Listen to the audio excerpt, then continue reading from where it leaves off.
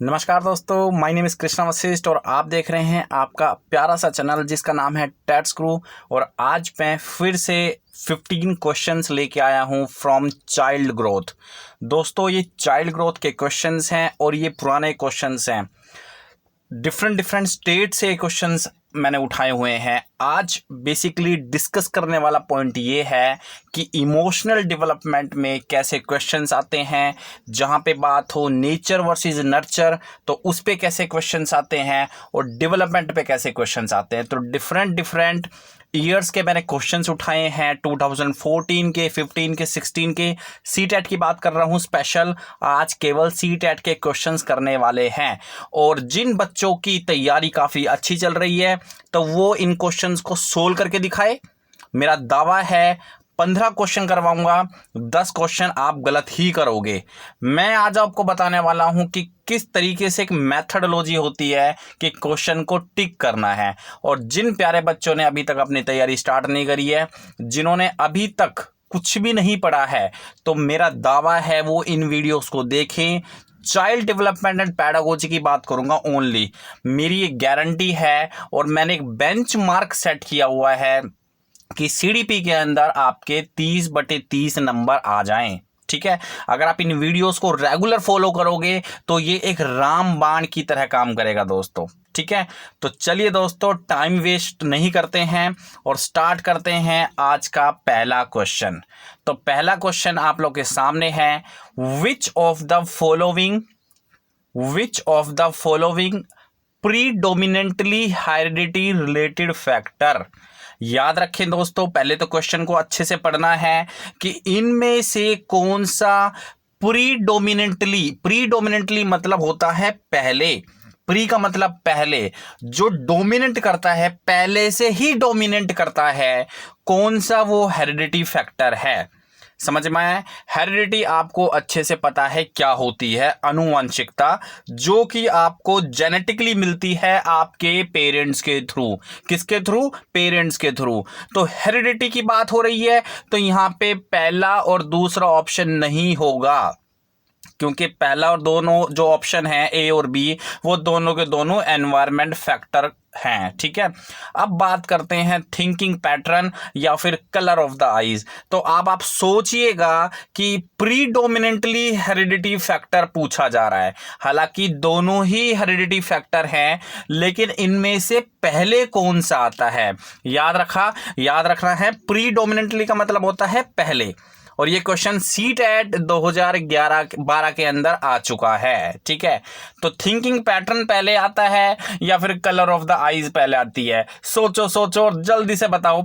Yes दोस्तों, colour of the eyes पहले आता है, यानी कि ये आपका जेनेटिकली आपको पेरेंट्स के थ्रू मिल जाता है। कलर ऑफ द आईज आप खुद ही सोचिएगा ना कि कलर ऑफ द आईज आपका क्या होने वाला है, आपके बच्चे का क्या होने वाला है, वो पहले ही मिल जाता है। थिंकिंग तो बाद में बनती है ना, जब वो इस एनवायरनमेंट में आता है, नेचर में आता है, तो थिंकिंग पैटर्न उसका बाद में डेवलप होना स्टार्ट होता है। लेकिन कलर ऑफ द आईज दोस्तों पहले ही आपका डिसाइड हो जाता है। ठीक है, समझ में आ गया आपको? बिल्कुल अच्छे से आई थिंक आपको कॉन्सेप्ट क्लियर हो गया है। नेक्स्ट चलते हैं। The pace of the development varies from one individual to another. मतलब जो डेवलपमेंट का जो पेस है, जो गति है, वो भिन्न होती है एक इंडिविजुअल से दूसरे इंडिविजुअल में। आपको दोस्तों ये देखना है कि एक प्रिंसिपल है, सिद्धांत है, बिल्कुल जी सिद्धांत है डेवलपमेंट का, but it follows dash pattern. तो आपको डैश में भरना है कि कौन सा पैटर्न फॉलो करता है। और ये जो क्वेश्चन आ चुका है सीटेट 2016 फरवरी के अंदर, इनकी फैब के अंदर जो एग्जाम हुआ होगा उसमें ये क्वेश्चन पूछा गया है। तो क्वेश्चन को ध्यान से पढ़ें। The pace of development varies from individual to another. तो मतलब ये प्रिंसिपल है, डेवलपमेंट का प्रिंसिपल है। तो अब आप इनमें से देख लें कि कौन सा ऑप्शन प्रिंसिपल है।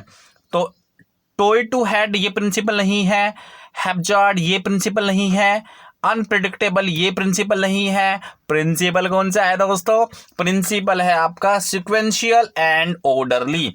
मैंने लास्ट सेशन में आपको बताया था, वीडियो सेशन में, कि सिक्वेंशियल की जो आपका डेवलपमेंट होता है वो ऑर्डरली फॉलो होता है, वो सिक्वेंशियल फॉर्म में फॉलो होता है। ठीक है, तो आपको समझ में आ गया होगा अच्छे से। चलते हैं नेक्स्ट स्लाइड पे।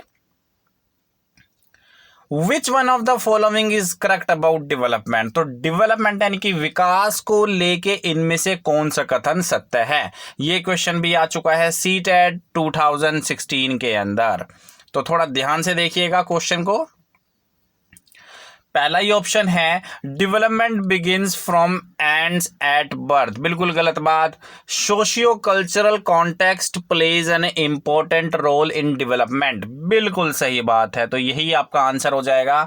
देखो दोस्तों, जहां पे आपको ऑप्शन में सोशल दिखे, सोशलाइजेशन दिखे, सोशियो कल्चरल दिखे, तो समझ जाना 99.9% वो ऑप्शन सत्य होगा, क्योंकि सोशलाइजेशन का हमारे डेवलपमेंट में, बच्चों के डेवलपमेंट में बहुत ही गहरा प्रभाव है।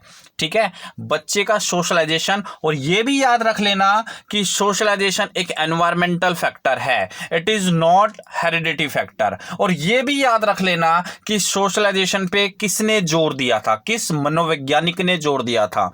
तो सोशलाइजेशन पर लेव वाइगोत्स्की की थ्योरी लिखी गई है। और ये बात समझ में, सोशलाइजेशन पे किसकी थ्योरी लिखी गई है? लेव वाइगोत्स्की। याद करो, जहां पे आपने स्कैफोल्डिंग पढ़ा था, जहां पे आपने जेडपीडी पढ़ा था, जहां पे आपने एमक्यूज के बारे में पढ़ा था। और ये बात समझ में, तो सोशियो कल्चरल कॉन्टेक्स्ट जो है डेवलपमेंट में, उसकी बहुत ही बड़ी भूमिका है। ठीक है, चलते हैं आगे। उसके बाद नेक्स्ट क्वेश्चन देख लेते हैं, अर्ली चाइल्डहुड। ठीक है, अर्ली यानी कि जो आरंभिक बाल्यावस्था होती है, is dash period for language development. और ये क्वेश्चन भी आ चुका है सीटेट फैब 2016 के अंदर, पहले सेट के अंदर ये क्वेश्चन था। अर्ली चाइल्डहुड मतलब जो आरंभिक बाल्यावस्था होती है उसमें डैश। अच्छा देखो, ये क्वेश्चन का मैं तरीका बताता हूं आपको, अगर आपको डेफिनेटली नहीं पता होगा तो मेरे मेथडोलॉजी को आप अच्छे से समझिएगा, आप इस क्वेश्चन का आंसर 1 सेकंड में लगा दोगे। देखो, अर्ली चाइल्डहुड डैश के बारे में बात हो रही है, अर्ली चाइल्डहुड, और यहां पे किसके बारे में बात हो रही है? लैंग्वेज यानी कि भाषा, भाषा का विकास। अब भाषा का विकास अर्ली चाइल्डहुड के अंदर देखो 4 ऑप्शन है, not so significant negative option है, अनइम्पॉर्टेंट नेगेटिव ऑप्शन है, न्यूट्रल। तो ये भी देखो, न्यूट्रल तो कभी हो ही नहीं सकता ना, हमें हमेशा किसी न किसी अवधि में तो लैंग्वेज डेवलप होगी ही होगी। ऐसा तो कोई पागल ही स्टूडेंट होगा जो कि निशान लगा देगा न्यूट्रल के ऊपर कि भाई न्यूट्रल का मतलब तो ये है ना कि जो लैंग्वेज डेवलपमेंट है बिल्कुल कांस्टेंट आपने बता दी उसको कि भाई कांस्टेंट है। लेकिन इन्फेंसी हो, चाहे आपका चाइल्डहुड हो, चाहे अर्ली मिडिल लेट एडोलेसेंस या फिर एडल्टहुड हो, तो आपका लैंग्वेज डेवलपमेंट कभी भी कांस्टेंट नहीं होता। ठीक है, तो एक ही ऑप्शन है जो कि पॉजिटिव ऑप्शन है यहां पे, और ये जाएगा आंसर। ठीक है, तो सेंसिटिव, सेंसिटिव इसका राइट आंसर है दोस्तों। ये एक मेथडोलॉजी मैंने आपको समझाई है, अगर आप वीडियो देख रहे हैं तो ये मेथडोलॉजी आपको भी समझनी है। मैं गारंटी देता हूं कि आपके 30/30 नंबर आ सकते हैं। ठीक है, 30 यार मैंने भी एक महीना पढ़ के 28 नंबर ले लिए थे 30 में से।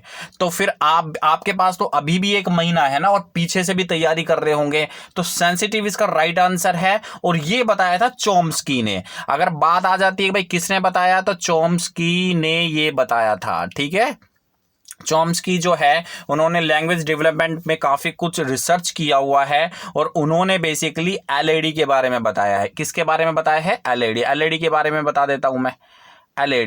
एलएडी का मतलब होता है लैंग्वेज एक्विजिशन डिवाइस। क्या मतलब होता है? Language acquisition device. और चॉम्स्की ने ये कहा हुआ है कि जो ये एलएडी है ये अर्ली चाइल्डहुड के अंदर मोस्ट एक्टिव होता है। अर्ली चाइल्डहुड के अंदर क्या होता है, मोस्ट एक्टिव होता है, याद रखना, ठीक है, ज़्यादा ही सेंसिटिव होता है। अगर किसी भी बच्चे का भाषा कौशल अगर आपको अच्छा करना है तो उसको अर्ली चाइल्डहुड, सबसे पहले तो देखो एज मैं आपको बता देता हूं, अर्ली चाइल्डहुड की एज क्या होती है। तो अर्ली चाइल्डहुड की एज क्या होती है, किसी बच्चे को पता है? अर्ली चाइल्डहुड जैसे देखो 0 से 2 साल तो आपका पहले जो 2 साल होते हैं वो तो इन्फेंसी के होते हैं, और 2 से लगभग 5 या 6 साल यानी कि 2 to 5 या 6 हो जाएगा किसी कहीं कहीं, तो 2 से 5। अब जो बच्चा 2 से 5 साल के बीच में है तो वो अर्ली चाइल्डहुड की अवधि में चल रहा है, तो वहां पे उसको आपने देखा होगा कि उसका जो लैंग्वेज डेवलपमेंट होगा वो अर्ली चाइल्डहुड की स्टेज के अंदर ही होता है ज़्यादा से ज़्यादा, ठीक है। और उसके अंदर जो एलईडी होती है, जो डिवाइस होती है लैंग्वेज एक्विजिशन डिवाइस, वो ज़्यादा एक्टिव होती है, ठीक है। उम्मीद करता हूं कि आपको सब कुछ समझ में आ गया होगा, ठीक है। कॉन्सेप्ट के साथ मैं यहां पे आपको टीच करता हूं। उसके बाद बात करते हैं next question, which of the following statement about children are correct. बच्चों को लेके यहां पे कौन सा कथन सही है। तो ये भी क्वेश्चन आ चुका है सीटेट 2016 सितंबर के क्वेश्चन पेपर में, ये क्वेश्चन आया होगा। Children are passive recipient of knowledge. भाई बात करते हैं पैसिव क्या होता है। पैसिव जो भी कुछ होता है ये एक नेगेटिव वर्ड होता है। पैसिव मतलब आराम से बैठ के समझना। अरे बच्चे कभी भी आराम से बैठ के नहीं समझते हैं, ये हमेशा एक्टिवली पार्टिसिपेट करते हैं। चिल्ड्रन आर प्रॉब्लम सोल्वर, बिल्कुल सत्य बात है। चिल्ड्रन आर साइंटिफिक इन्वेस्टिगेटर्स, बिल्कुल सत्य बात है। Children are active explorer of the environment, तो बिल्कुल सत्य बात है। तो यहाँ पे BCD करेक्ट हो जाएगा। क्या हो जाएगा? BCD करेक्ट हो जाएगा, सही बात है। चलें आगे, समझ में आ गया आपको अच्छे से। दोस्तों मेरे को 30/30 नंबर दिलवाने हैं आप लोगों को, याद रखना। उसके बाद बात करते हैं, which of the following is most effective method to encourage conceptual development in student. इनमें से कौन सा मेथड ज्यादा प्रभावी है किसी भी बच्चे के अंदर उसके कॉन्सेप्ट को निर्माण के लिए, कॉन्सेप्ट निर्माण करवाना है आपको, तो कौन सा मेथड ज्यादा प्रभावी होगा। बात करते हैं सीटेट 2016 के अंदर ये आया था, तो कौन सा ऑप्शन है, ऑप्शन बता दूं मैं जल्दी से आपको। ऑप्शन देखें, देखो पहला option, new concept need to be understood on their own. भाई अपने आप समझना पड़ेगा, बच्चों को नए कंसेप्ट अपने आप ही समझने पड़ेंगे। क्या ये सत्य बात है? तो फिर टीचर का क्या काम है, फिर गार्जियन का क्या काम है, फिर MQs का क्या काम है, मोर नॉलेजेबल देन अदर, तो कुछ काम ही नहीं है ना, फिर तो गलत बात हो गई। Replace the students incorrect ideas with the correct ones by asking them memorise, तो नेगेटिव वर्ड आ गया, हटा दो इसको। तो give student multiple examples and encourage them to use reasoning, तो बिल्कुल सत्य बात है। स्टूडेंट को आप ज्यादा से ज्यादा डिफरेंट एग्जाम्पल्स दो और उनको अलाउ करें कि वो अपनी रीजनिंग यानी कि अपनी तर्क शक्ति को अच्छे से यूज करें, ठीक है। और डी ऑप्शन तो हो ही नहीं सकता क्योंकि उसमें पनिशमेंट की बात आ गई, पनिशमेंट आप दे नहीं सकते, बहुत ही गलत काम होता है, ठीक है। नेक्स्ट क्वेश्चन बहुत ही अच्छा स्पेशल क्वेश्चन है आप लोगों के लिए। A 6-year-old girl show exceptional sporting ability, both of her parents are sports persons, send her for coaching every day and train her on weekends। देखो एक 6 साल की लड़की है, वो खेल में काफ़ी अच्छी है, एक्सेप्शनल उसकी एबिलिटी है और उसके पेरेंट्स भी स्पोर्ट्स पर्सन्स हैं, तो वो क्या करते हैं, अपने बच्चे को कोचिंग के लिए भेजते हैं और वीकेंड पे अपने लड़की को ट्रेन करते हैं, ठीक है। तो अब आपको ये बताना है कि जो बच्ची है उसकी जो कैपेबिलिटी है, जो उसकी क्षमता है, most likely to be result of an interaction between, किसके बीच का इंट्रैक्शन होगा उसकी कैपेबिलिटी। सीटेट सितंबर 2016 में क्वेश्चन पूछा गया था। आंसर आपका सिंपल, नन अदर देन आपका ए ही होगा, हेरिडिटी एंड एनवायरनमेंट। मतलब हेरिडिटी का देखो यहाँ पे क्या रूल है, बच्ची स्पोर्ट्स पर्सन है, बिल्कुल क्लियर बात हो गई, बच्ची क्या है, स्पोर्ट्स पर्सन है। अब अगर बच्ची स्पोर्ट्स पर्सन है तो उसके अंदर जो स्पोर्ट्स की एक्सेप्शनल एबिलिटी है वो कहां से आई, वो पेरेंट्स के थ्रू आई, तो जेनेटिकली पेरेंट्स के जो जीन्स हैं वो ट्रांसफर हुए हैं ना बच्ची के अंदर, दैट इज हेरिडिटी। अब बच्ची को ट्रेन किया जा रहा है, मतलब पेरेंट्स के थ्रू या फिर जो भी कोच है उसके थ्रू, तो वो हो गया एनवायरमेंट। तो अब बच्चे की जो कैपेबिलिटी है it will be result of the interaction of heredity and environment. Simple सी बात है, सोचना क्यों है इसमें इसका इतना, ठीक है, क्लियर हो गया। बाकी इन तीनों के बारे में जहमत उठाने की कोशिश मत करना, सोचना मत। उसके बाद बात करते हैं विच one of the following statement about development is correct. तो इनमें से कौन सी स्टेटमेंट करेक्ट है डेवलपमेंट को लेके। क्वेश्चन आ चुका है पहले से ये सीटेट फैब 2016 के अंदर। तो डेवलपमेंट को लेके एक सत्य बात आपको बतानी है, developmental changes go forward in a straight line, बिल्कुल गलत बात, ये स्पाइरल होता है, ठीक है। डेवलपमेंट आपका स्ट्रेट कभी नहीं होता, स्पाइरल होता है। Development proceeds from birth adolescence in forward manner and then it goes backward, बिल्कुल गलत बात, पहले तो सीधा जाता है फिर वापस आ जाता है। डेवलपमेंट हमेशा फॉरवर्ड डायरेक्शन में ही जाता है। Development occurs at different rate among different individual, बिल्कुल सही बात है। जो डेवलपमेंट होता है वो डिफरेंट गति से होता है, इंडिविजुअल टू इंडिविजुअल, हर इंडिविजुअल डिफरेंट होता है, ठीक है, क्लियर बात। चलें आगे, तो आपका ऑप्शन सी यहां पे करेक्ट हो जाएगा। सीटेट फैब 2016 सेट नंबर 1 में ये क्वेश्चन पूछा जा चुका है, ध्यान रखना। Next question, which one of the following statements is true regarding the role of heredity and environment in human development. मतलब हेरिडिटी और एनवायरमेंट के रोल को देखते हुए इनमें से कौन सा कथन सही है। तो ध्यान से देखिएगा option, the role of environment is almost fixed, गलत बात। एनवायरमेंट का रोल कभी भी फिक्स नहीं होता, इनफैक्ट ये क्या होता है, डायनामिक होता है।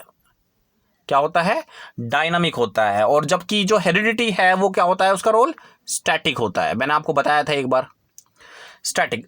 जो एनवायरनमेंट का रोल है वो क्या होता है, डायनामिक। नोट कर लेना क्योंकि क्वेश्चन डेफिनेटली आते हैं।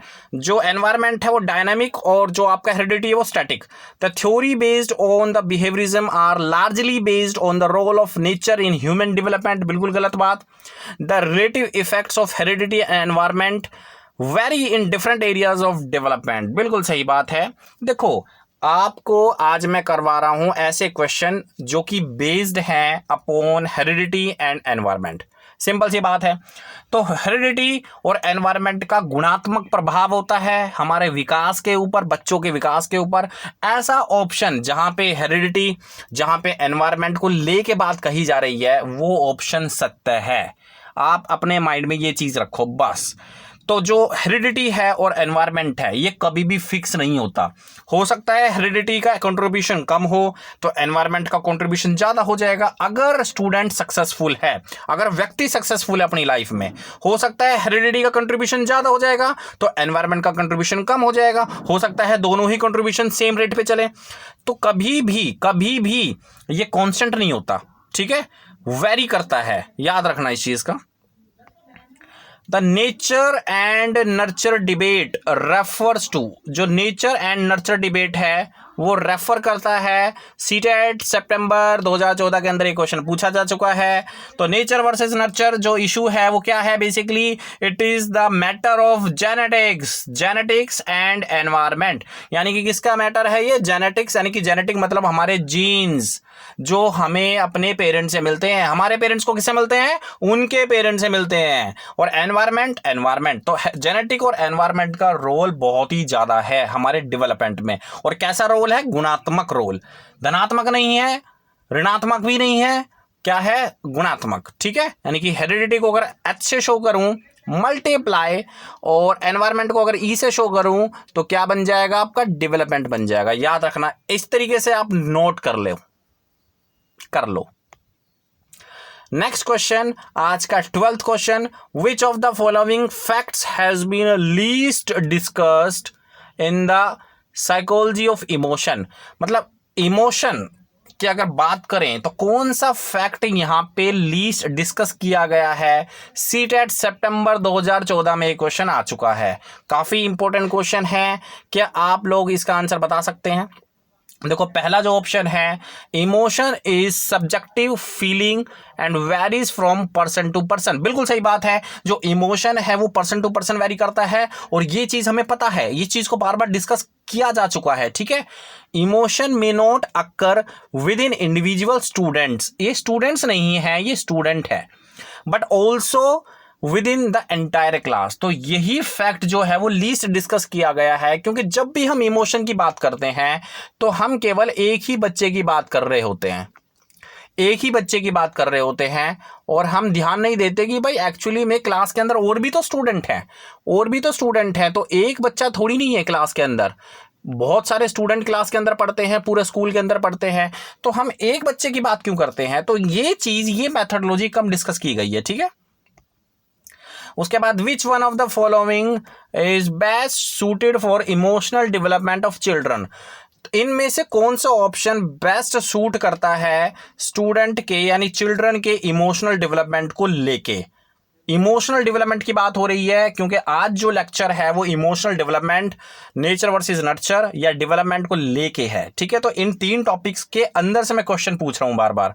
तो देखो इमोशनल डेवलपमेंट की बात हो रही है, तो बच्चों के इमोशनल डेवलपमेंट की बात हो रही है, तो आप उनको डेमोक्रेटिक एनवायरनमेंट तो दोगे ही। डेमोक्रेटिक एनवायरनमेंट क्या होता है सर? ये प्रजातंत्र होता है। प्रजातंत्र मतलब जैसे हमारा जो देश है, हमारा जो महान देश है ये भारत, ये एक डेमोक्रेटिक कंट्री है।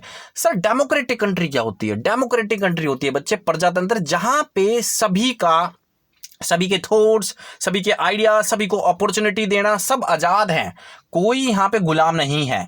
अगर किसी व्यक्ति को कोई चीज बुरी लगती है तो वो कह सकता है सामने वाले व्यक्ति को, जी हाँ ये चीज आपकी गलत है।